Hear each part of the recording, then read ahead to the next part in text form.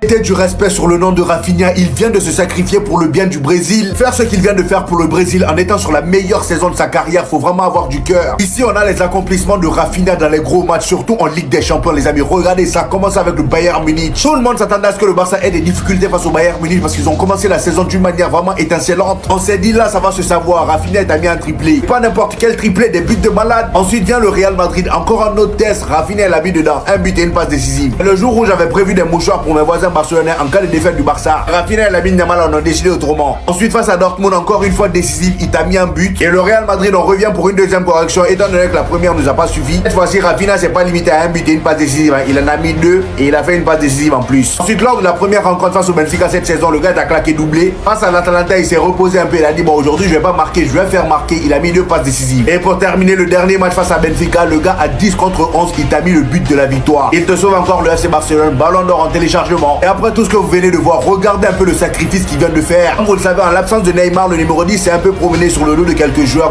du Brésil, Rodrigo, Rafinha. Et là, avec le retour de Neymar au Brésil, Rafinha a sacrifié son numéro, il a redonné le numéro 10 au propriétaire. Sans aucun négo, ça c'est un genre de classe. Et en parlant de genre de classe, le GOAT Anthony n'a pas été sélectionné avec le Brésil. Vraiment, vous ratez quelque chose, hein. Après, c'est normal, hein. À la place de qui il va jouer? Rodrigo, Neymar, Vinicius, Rafinha? Non.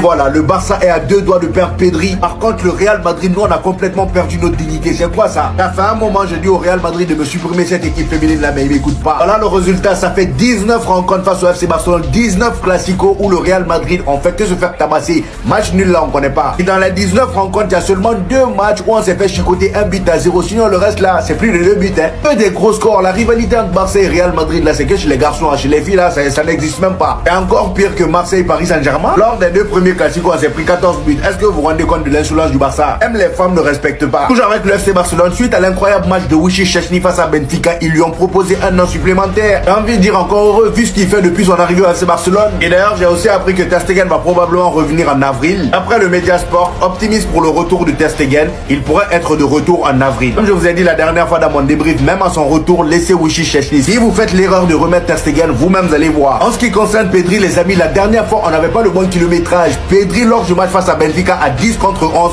regardez le kilométrage parcouru. 13,2 km. C'est pas une voiture, hein, c'est un être humain. On parle d'un être humain. 13,2 km. Sachant que Pedri, il n'y a même pas un an sous l'air Xavi, on disait que le gars, il se blessait beaucoup. Il enchaînait les blessures. Regardez maintenant, depuis le début de la saison, le gars, physiquement, il est prêt. Elle a vu l'allure à laquelle le gars, il carbure. J'ai peur qu'il se reblesse. Et d'ailleurs, je suis pas le seul à avoir peur. Hein. Même le FC Barcelone, ils ont compris. Il est dit, Pedri épuisé, devrait être au repos pour le match contre Osasuna. Il est complètement épuisé, c'est normal. 13 km, Il est de retour. La liste officielle pour les éliminatoires vient de sortir. Écoutez bien, contre la Colombie et l'Argentine. Rien que les matchs de foot déjà pour commencer, sans parler du retour de Neymar. Au poste de gardien, Alisson, Bento, Ederson. Alisson, déjà vous avez vu ce que ça vaut hier soir contre le PSG. Latéraux, on va retrouver Van der Sar, Wesley, Arana. En défense, on va retrouver Magalhaes, Danilo, Ortiz, Marquinhos, Murillo. Et je vais pas vous mentir que ça reste potable, même si je pense vraiment que ça reste à renforcer. Au milieu de terrain, ça commence à se corser.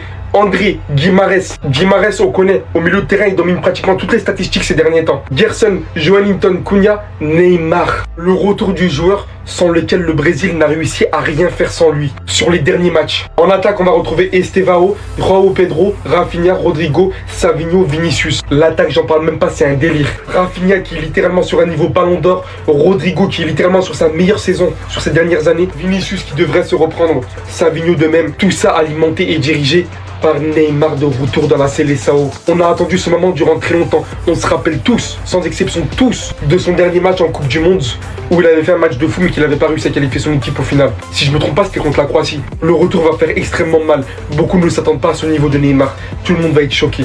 Donc à cause de ça, il aime autant Cristiano Ronaldo? Ice Speed Show, l'un des plus grands fans de Cristiano Ronaldo, vient d'expliquer de A à Z pourquoi il considère Cristiano Ronaldo comme étant le meilleur joueur de l'histoire. Son explication va en choquer plus d'un. Je tiens tout d'abord à vous informer que la liste des convoqués pour la sélection brésilienne vient de sortir. Et bien évidemment, on a le retour du grand Neymar en sélection après 17 mois d'absence, les amis. Dites-vous qu'on a un banger en approche parce que cette sélection-là, c'est pour affronter la Colombie et l'Argentine. Juste ça suffit pour me hyper. Cependant, dans la liste des joueurs convoqués, il y a quand même quelques surprises. Au goal, les amis, ils ont appelé Ali Alisson Becker qui a dégoûté le Paris Saint-Germain hier. C'était carrément le match de sa vie, lui-même il a dit. Les autres gardiens sont Bendo et Ederson de Manchester City. Les latéraux Vanderson, Wesley et Arana, je connais aucun des trois. En défense, Margaez, Danilo, Ortiz, Marquinhos et Murillo. Au milieu, on aura André, Bruno Guimaraes, Gerson, Geo Linton, Matheus Cunha et bien évidemment Neymar. En attaque les amis, c'est la partie la plus intéressante. On aura Estevaos, le jeune crack de Palmeiras. C'est sûrement le plus jeune de la sélection. Ensuite, on aura Joao Pedro, Rafinha, Rodrigo, Savinho et Vinicius. Vous vous rendez compte que dans la même attaque, on aura Rafinha, Vinicius, Rodrigo et Neymar. Ils vont faire des dégâts. Et en ce qui concerne Speed les amis, il avait été invité hier dans l'émission de Thierry Henry sur Bein Sport. Il y a Jamie Carragher qui l'a demandé pourquoi penses-tu que Cristiano Ronaldo est meilleur que Lionel Messi. Il a tout simplement répondu parce que Cristiano Ronaldo a dominé dans 3 championnats différents, tandis que Lionel Messi n'a brillé qu'à Barcelone. Les ballons d'or ne définissent pas un joueur ni le nombre de trophées. Un joueur est défini par ce qu'il fait sur le terrain. La preuve, Cristiano Ronaldo a plus de buts. Simple et efficace. Personnellement, je suis du même avis que lui.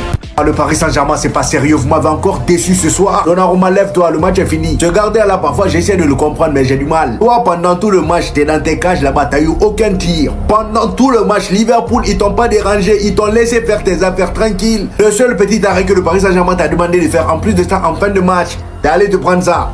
Donnarumma. En fait, je sais même pas comment les supporters du Paris Saint-Germain font pour continuer avec ce gars-là. Chaque année, c'est la même histoire. Il y a des matchs où il te sort des prestations de fou et d'autres matchs, vraiment, quand tu le vois même, tu dis non, le gars là, je sais pas à quel moment lui il est devenu professionnel, mais là, le seul tir que Liverpool a fait dans le match, ils ont marqué. Alors imaginez maintenant s'ils avaient commencé à tirer dès le début du match. Oh là là, j'imagine même pas le score. Et c'est dans ce match-là qu'on voit aussi la différence entre grand gardien et gardien moyen. Alisson Becker, ce gars-là, c'est un sorcier. Regardez-moi tous les arrêts qu'il a fait aujourd'hui. Peu importe la position dans laquelle le Paris Saint-Germain tirait, il arrêtait. Finalement, j'avais même envie de dire aux Parisiens, arrêtez de tirer, ça sert à rien. Et comme on le dit toujours, dominer, c'est pas gagner. Le Paris Saint-Germain, ils ont tellement dominé. Vous-même, regardez les stats là-haut. Ils ont tellement dominé Liverpool. Liverpool, vraiment, ils étaient en train de complètement déjouer. Et la seule chose qui compte dans un match de football, c'est ça, le score final. Ils ont fait mouche au moment où il fallait. Le pire, c'est qu'ils ont utilisé le point faible du Paris Saint-Germain, le gardien. Moi, j'étais là-haut. Le Paris Saint-Germain, ça joue trop bien. Ils vont gagner face à Liverpool. Faut faire attention à eux. C'est pour nous prendre ça. Domination sans marquer. Alors là, on aura tout vu. Je pensais que c'était une blague, mais en fait, pas du tout. Je viens d'apprendre que le 16 mars prochain, la rencontre entre le Paris Saint-Germain et Marseille, le classico français, sera diffusée dans 6 cinémas. Et le prix d'une place s'élève à 20 €. Il y a plein de choses qui vont pas dans cette annonce. Je sais pas qui a eu l'idée là, mais mon ami, tu réfléchis pas longtemps et puis tu es mauvais. Je parie à 100% que c'est un Parisien qui a décidé ça. Non, comment un Marseillais peut se lever bon matin et vouloir se faire tabasser en 4K devant toute la France? Dans un cinéma écran large, déjà sur les petites télés, vous faites pleurer vos supporters à chaque classico. Et cette fois-ci, ça sera en 8K. Le plus drôle dans tout ça, c'est même pas l'idée du cinéma. Ça, à la limite, c'est bien. Ça change un peu, mais moi, c'est le prix de la place qui m'étonne. 20 €. Payer 20 € pour un match dont le seul suspense réside dans le fait de savoir si Marseille va se prendre 3 ou 4 buts en première mi-temps. Moi, j'appelle ça être pigeon, pas supporter. En parlant du Paris Saint-Germain, après leur défaite amère face à Liverpool en Ligue des Champions, on a ici une info qui va les réconforter un peu. Parce que vraiment, vu comment ils ont perdu la dernière fois, ça doit pas être facile. Toi, tu domines une équipe pendant 90 minutes, même 2 tirs, ils ont pas réussi. Un seul tir qu'ils ont réussi, là, c'est rentré. Ça, c'est amer. Le match aller était chez le Paris Saint-Germain et là, le retour, ça sera chez Liverpool. Et regardez ce qui est dit. Liverpool a perdu 3 de ses 6 derniers matchs à élimination directe de Ligue des Champions à Anfield. Et à chaque fois, c'était en 8e de finale. Donc, il y a eu l'Atlético de Madrid en 2020, l'Inter en 2022 et le Real Madrid en 2023. Donc là, normalement, le Paris Saint-Germain, si vous jouez comme vous avez fait la dernière fois en étant beaucoup plus réaliste devant, ça peut le faire.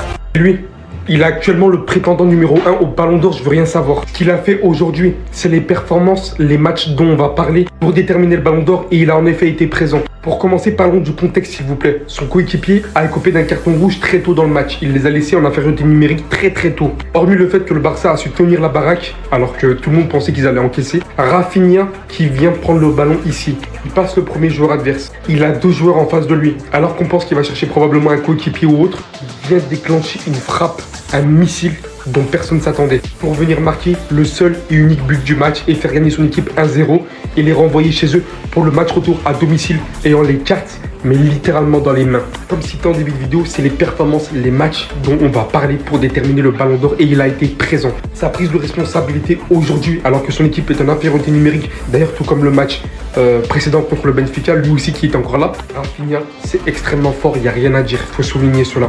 Il est plus que décisif pour son équipe, il fait gagner son équipe, il fait marquer son équipe. Dans les moments les plus importants où ils ont besoin, il se montre présent. Il faut vraiment être un footix pour banaliser la victoire du Barça à 10 contre 11 à l'extérieur contre Benfica. Il faut vraiment être un énorme footix. Ce soir, le Barça a montré que c'est une équipe unique qui travaille en équipe. Mais il y a 4 joueurs qui sortent du lot. Celui qui sort le plus, Pedri. Ensuite, Chesney.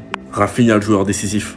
Et Hansi Flick. Comment vous pouvez m'expliquer, les gars, que Hansi Flick est arrivé cet été, qu'on a perdu Cancelo, on a perdu Félix, on a perdu Gundogan, on a recruté Olmo pour Victor, et en début de saison, rappelez-vous de tous les blessés qu'on avait, Araujo, Gavi, De Jong, Christensen qui s'est blessé après un match, Ferran Torres qui se blesse en première partie de saison, Yamal aussi qui se blesse à un moment, on perd Bernal et Ter Stegen qui se font des grosses blessures, on recrute Chesney, on gagne la Super Coupe d'Espagne, on finit deuxième en phase de poule de la Ligue des Champions, actuellement premier de Liga avec 1 point d'avance sur l'Atlético et 3 points sur Madrid, ce soir en 8ème de finale de Ligue des Champions, face à Benfica, à l'extérieur, à 10 contre 11, on réussit à arracher le match, grâce à des coachings gagnants. Il sort Yamal, il met Rafinha à droite, Ferran Torres à gauche, Rafinha buteur, coaching gagnant.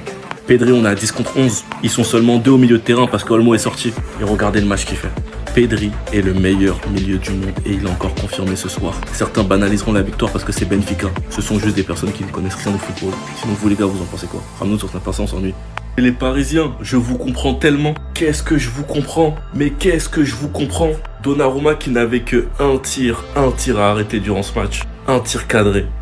Il l'a pas arrêté. Alors que de l'autre côté, Alisson s'est fait fusiller. Il finit même homme du match, il a sauvé Liverpool. Dans cette même soirée, Chesney qui sort de la retraite te sort un match. Ça faisait très longtemps qu'un gardien du Barça n'avait pas affiché un tel niveau. Il a même dépassé un record 8 arrêts. C'est un record de 2004 si je dis pas de bêtises. Et les gens ont trop banalisé le fait comme quoi un tir doit forcément être un but. Mais les gars, un gardien, ça te fait gagner la Ligue des Champions. Vous regardez pas Madrid jouer? Vous regardez pas Courtois à chaque match? Et certains vont parler du prime de Ter Stegen. Il en a eu un, on le sait tous, je l'accepte. Mais les gars, on est le FC Barcelone. On doit pas attendre qu'un gardien soit clutch une saison sur 3. Et c'est ça l'erreur qu'on fait à chaque fois au Barça avec toutes nos légendes. C'est qu'on les défend dans le présent à cause de leur prime du passé. C'est ce qu'on a fait avec Piqué où on a dû attendre son énorme erreur face à l'Inter. Et suite à ça, il a pris sa retraite. C'est ce qu'on a fait avec Busquets, qu'on a fait jouer titulaire beaucoup trop longtemps. Et à cause de ça, il y en a qui le voient en singe alors que c'est le meilleur si ça son prime.